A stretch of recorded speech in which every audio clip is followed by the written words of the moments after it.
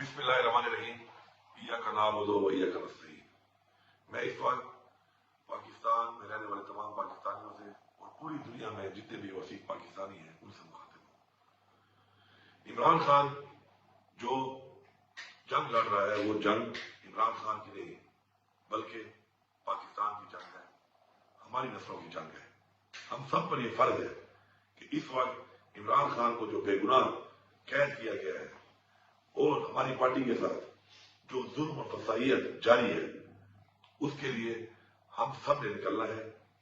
हम सब इंशाअल्लाह 24 नवंबर को डी चौक पर इमरान खान साहब ने हमें मुतालबात पूरे होने तक का जो धरने का ऐलान किया है, हम सब ने वहां पहुंचना है और उस वक्त तक वहां से नहीं जाना जब तक हमारे मुतालबात पूरे नहीं होते।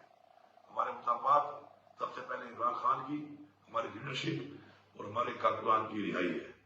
उसके बाद हमारे मुतालबात, हमारे मैंडेट की वापसी, हमारे साथ जो ज्यादतियां, फसाइयत और आइन को तोड़कर, कानून को तोड़कर जो कुछ किया गया है, आइन का तहफ्फुज़ हमारे मुतालबात में शामिल है। इसके अलावा चूंकि ये कॉल इमरान खान की है, इख्तियार इमरान खान का है, तो इमरान खान के हुक्म के मुताबिक हमने वो तमाम मुतालबात जो पूरे जब तक नहीं होंगे हमने वहां से नहीं जाना। मुझे पूरी उम्मीद है और मुझे यकीन है और हमारा ये ईमान है और हमें ये हुक्म है कुरान में कि अमर बिल मारूफ, कि हमने हक और सच का साथ देना है।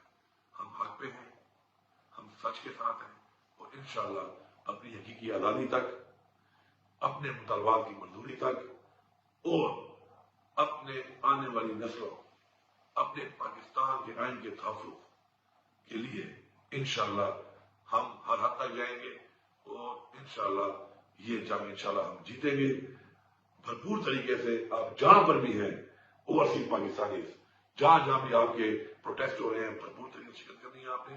और पाकिस्तान के तमाम लोगों ने, सब ने एक ही मंजिल है, डी चौक, जहां पर हर सूरत में पहुंचना है। जितनी भी रुकावटें हों आप उसका मुकाबला करना है।